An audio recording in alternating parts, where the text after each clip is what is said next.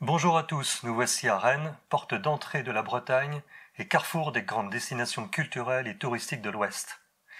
Nous vous proposons d'ouvrir les grilles d'un lieu bien connu de la population rennaise et que près d'1,5 million de visiteurs découvrent chaque année. Un ensemble constitué d'un parc, le Tabor, et l'église Notre-Dame en Saint-Melaine, une histoire locale, certes, mais aussi un site majeur tutoyant la grande histoire.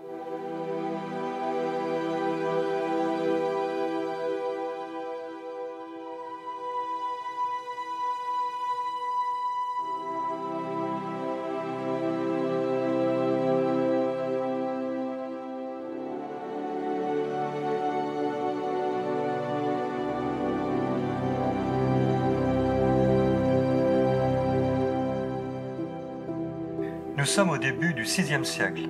Les premiers Bretons ont débarqué sur les côtes de la Manche et l'Armorique va bientôt devenir la Bretagne. L'Empire romain s'est effondré, sous l'impulsion du roi Clovis, les Francs étendent considérablement leur territoire sur une grande partie de la Gaule. Dans la région de Rennes, la population de culture gallo-romaine s'est convertie progressivement à la nouvelle religion catholique. Un dénommé Melaine, issu d'une puissante famille gallo-romaine, devient évêque de Rennes. Le roi Clovis s'est converti au catholicisme. Melaine, fin diplomate, devient proche conseiller du roi. Cette position lui permet de défendre efficacement les intérêts de la population rennaise face aux ambitions du pouvoir franc, et cette population va lui en être très reconnaissante. Les miracles attribués à Melaine renforcent considérablement sa popularité. Il meurt vers 530 près de Redon, et son corps est transféré ici même à l'emplacement d'une ancienne nécropole gallo-romaine. Nous sommes en effet sur une colline qui domine la ville, connue dès l'Antiquité comme un lieu de recueillement et d'inhumation. L'annonce de nouveaux miracles fait accourir toute la Gaule pour prier celui qui devient alors Saint Melaine. Un premier édifice est construit sur sa tombe et un important pèlerinage se met en place. Alors que d'autres cités gallo-romaines comme Corseul ou Jublain tombent dans l'oubli, la réputation de Saint-Melaine va fortement contribuer au développement de la ville de Rennes. En 874, les Vikings attaquent la ville. Génies de la construction navale, leurs bateaux à fond plat, les Landskip, que l'on appellera plus tard les Dracars, sont aussi bien adaptés aux rivières qu'à la haute mer. Ils remontent la Vilaine, assiègent Rennes et dévastent au passage le monastère et l'église. Il faudra attendre le XIe siècle pour voir la reconstitution d'un édifice roman d'envergure. Au début du XVIIe siècle, des moines mauristes, moines bénédictins de la congrégation de Saint-Maur créée en 1621, s'installent et agrandissent l'édifice dans un style gothique tout en conservant une partie de l'église romane d'origine. Le style roman est conservé dans le transept. L'ambiance est austère. Elle invite au recueillement et à l'humilité. Les qualités acoustiques sont remarquables. Des concerts y sont régulièrement organisés. L'apport du style gothique est visible par un aspect plus élancé et lumineux, souligné par les arcs brisés. L'addition au fil des siècles de plusieurs styles donne à l'église Saint-Melaine une ambiance très particulière. Rares sont les lieux de culte qui sont parvenus à traverser près de 1400 ans d'histoire depuis leur origine.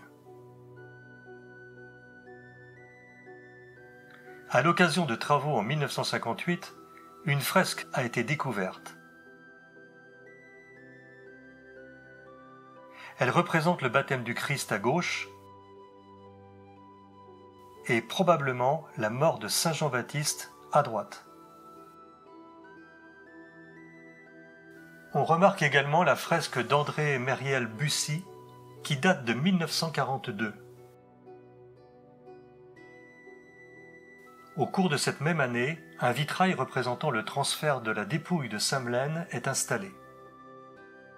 Il sera endommagé lors des bombardements de 1943 et restauré en 1988. D'autres vitraux détruits ont été remplacés par des motifs abstraits.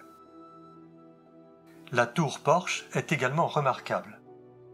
La tour d'origine s'est écroulée au XVIIe siècle et ce sont les moines mauristes qui l'ont reconstruite sur 2 niveaux. Le 3e niveau date du milieu du XIXe. Une statue monumentale de Notre-Dame est venue surmonter l'ensemble, ce qui fait que l'église Saint-Melaine est plus connue des Rennais comme étant l'église Notre-Dame. À l'extérieur, côté sud, on découvre le parc du Tabor. Le nom fait référence au mont Tabor, situé en Israël, cité dans la Bible et qui revêt une grande importance dans l'histoire religieuse. Jusqu'à la Révolution, les terrains du Tabor étaient des dépendances de l'abbaye exploitées principalement en verger. Après la Révolution et le départ des moines, la ville de Rennes récupère les terrains. Des jardins botaniques sont créés. Il faut attendre la deuxième moitié du XIXe siècle pour voir la création du site tel qu'on le connaît aujourd'hui. La ville fait alors appel à des architectes paysagistes, les frères Buller, qui auront une approche originale, mais nous verrons cela un peu plus tard. L'espace où nous nous trouvons se nomme le carré du Guesclin, ainsi nommé en raison d'une statue qui fut érigée ici, à la mémoire du célèbre connétable de France. D'origine bretonne, du Guesclin se fait remarquer durant la guerre de Cent Ans au XIVe siècle. Mais il prête allégeance et fidélité au roi de France, ce qui n'est pas du tout du goût des autonomistes bretons du XXe siècle, raison pour laquelle la statue est dynamitée en 1947. La colonne au fond du carré du Guesclin est érigée en mémoire de deux personnalités rennaises, Jean-Baptiste Barré et Louis Vaneau, victimes des événements qui mirent fin au règne de Charles X. Ce furent les célèbres journées parisiennes des Trois Glorieuses, des 27, 28, 29 juillet 1830, qui marquent la seconde révolution française. Il en résultera l'avènement d'une monarchie parlementaire avec l'accession au pouvoir de Louis-Philippe. Allez, on peut maintenant se donner rendez-vous en enfer. Il faut se rassurer, il s'agit simplement du nom d'une partie du parc. Mais pourquoi un nom aussi inquiétant? On va tenter d'éclaircir le mystère. Nous sommes dans la nuit du 22 au 23 décembre 1720. Un menuisier, que l'on dit complètement ivre, met le feu à sa boutique, laquelle embrase la maison, puis les maisons voisines, et près de la moitié de la ville de Rennes part en fumée. À l'époque, pas de lance d'incendie. Il faut faire face avec des seaux et faire la chaîne depuis la Vilaine, le fleuve qui traverse la ville. Héroïquement, les Rennais parviendront à sauver le Parlement de Bretagne et les quartiers autour de la cathédrale. Le manque d'eau à proximité immédiate des bâtiments vulnérables est une des causes de l'ampleur du désastre. Pour pallier cela, la municipalité décide alors de creuser de grands bassins, comme ici, à proximité immédiate de l'église. En pratique, ce bassin ne servira pas, sauf pour les moines, qui trouveront là un très bon moyen de casser la routine d'une vie monastique décidément bien austère. Voilà donc les moines s'égayant sur leur nouveau terrain de jeu. La réaction de l'évêque ne se fait pas attendre. C'était une atteinte insupportable aux bonnes mœurs et les moines n'étaient bons qu'à aller en enfer. Les moines sont aujourd'hui partis depuis longtemps, mais le nom est resté. Aménagé en théâtre de verdure, l'enfer est aujourd'hui un lieu de rendez-vous culturel.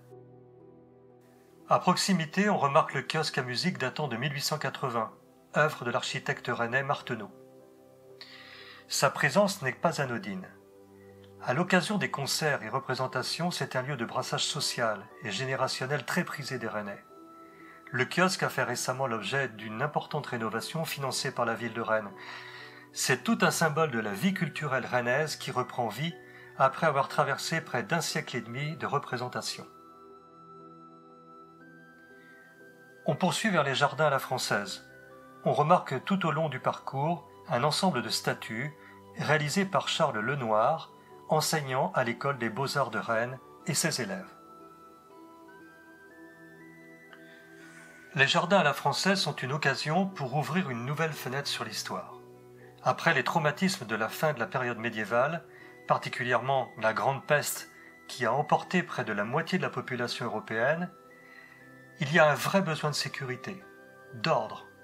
D'autant plus qu'en ce début du XVIe siècle, les ambitions militaires de François Ier en Italie tournent à la catastrophe malgré sa célèbre victoire de Marignan. Il sauve cependant la notoriété de son règne en investissant dans l'architecture et les arts. C'est la grande époque des châteaux de la Loire et le début de la Renaissance française inspirée par la Renaissance italienne dans tous les domaines artistiques. La création des jardins est également concernée. On ne laisse plus rien au hasard, on cherche à garder sous contrôle une nature qui a pu paraître comme hostile. Cela va se traduire par des aménagements paysagers soutenus par des formes géométriques et des effets de perspective. L'approche est rigoureuse, caractéristique des jardins dits à la française, fortement inspirés du savoir-faire italien. Cette partie du parc du Tabor fait référence à ce style qui a perduré jusqu'au XVIIIe siècle. À noter qu'aujourd'hui, aucun produit phytosanitaire n'est utilisé par les services de la ville de Rennes pour l'entretien du parc. On remarque devant nous les serres, avec une différence de style entre la partie centrale, très récente, et les ailes qui datent, elles, du XIXe siècle. Cela nous ramène à une autre page de l'histoire rennaise. Durant la Seconde Guerre mondiale, la bataille de l'Atlantique fait rage. La gare de Rennes est stratégique pour la marine allemande dans le cadre de l'approvisionnement des bases sous-marines de Lorient et de Brest. L'aviation alliée organise plusieurs raids, dont celui du 17 juillet 1944. Un chapelet de bombes tombe sur le Tabor. Les serres que l'on appelait l'Orangerie volent en éclats et 25 personnes sont tuées ici même, dans la tranchée où elles avaient trouvé refuge. Le même scénario s'était déjà produit l'année précédente. La partie centrale est reconstruite après-guerre, seules les ailes latérales, l'Orangerie, sont conservées. Du côté opposé aux serres vers le sud, on peut admirer une très belle perspective vers les jardins romantiques dessinés par les frères Bühler. Chaque plante, chaque arbre a une histoire originale à raconter. Par exemple, le Ginkgo biloba, c'est un fossile vivant. L'espèce remonte à plus de 270 millions d'années. La Terre était alors une autre planète. L'océan Atlantique n'existait pas encore. Le continent américain commence tout juste à se séparer de ce qui allait devenir l'Europe et l'Afrique. L'espèce à laquelle appartient ce vénérable Ginkgo biloba est contemporaine de cette époque. Les ginkgos ont survécu dans le sud de la Chine et ont été diffusés en Europe à partir du XVIIIe siècle. En poursuivant vers la roseraie, on découvre un espace avec près de 1000 pieds de rosiers de collection. Les premières cultures auraient eu lieu en Chine il y a près de 5000 ans. En Europe, c'est au XIIe siècle et au XIIIe siècle que les croisés ramenèrent plusieurs variétés du Proche-Orient. La culture systématique démarre en France à cette époque. Chaque variété a un nom qui lui est donné par son créateur, les différentes variétés étant obtenues par croisement. En arrière-plan, le collège Saint-Vincent date de 1912. Il est construit dans un style toscan, inspiré par l'architecture italienne dans la région de Toscane. Les colonnes de l'entrée principale portent le nom des 300 élèves et anciens élèves qui ont laissé leur vie lors de la Première Guerre mondiale. Après la roseraie, c'est un jardin botanique exceptionnel qui vous attend. Créé au XIXe siècle dans un but scientifique pour la pharmacie et la conservation d'espèces rares, il compte aujourd'hui plus de 3000 plantes, allant des fougères aux graminées en passant par les plantes à fleurs. Les études, la conservation et les échanges de graines avec d'autres jardins sont aujourd'hui la raison d'être de cet espace. Les plantes les plus anciennes sont placées à l'extérieur de la spirale, les plus récentes à l'intérieur. En parallèle, c'est une réserve de plus de 2000 graines qui est gérée par les services de la ville. On poursuit vers les jardins romantiques, jardins qui sont dits à l'anglaise. L'art paysager est une forme d'écriture. Au XIXe siècle, lorsque les frères Bühler dessinent cette partie du parc, ils traduisent la vision et la sensibilité de leur époque. On est en pleine période romantique. C'est le temps des impressionnistes. Tout est dans l'émotion et le ressenti. À l'époque, il n'y a ni télévision ni cinéma, bien sûr. Très peu de gens ont la possibilité de voyager. Le paysagiste est alors un metteur en scène. Il nous raconte une histoire que chaque visiteur va pouvoir s'approprier en fonction de son imaginaire. C'est le grand écran cinémascope de l'époque. Peu de lignes droites, pas de parterre taillé au carré.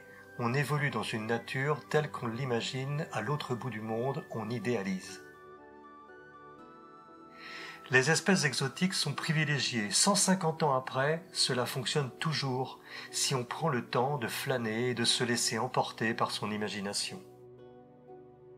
Aujourd'hui, cette perception de la nature évolue encore. Le visiteur est placé en interaction avec son environnement. Il est responsabilisé en étant au contact des éléments. Une partie des pelouses sont désormais autorisées. Indirectement, c'est la question de la place de l'homme au milieu de son environnement qui finalement est maintenant posée. Pour les passionnés d'histoire, la ville de Rennes est incontournable. Le Parlement de Bretagne, le couvent des Jacobins, le vieux Rennes qui a échappé à l'incendie, les portes mordelaises et beaucoup d'autres choses parfois bien cachées. Retrouvez-nous sur ecodhistoire.fr. Un lien vous attend en description. À bientôt pour d'autres découvertes.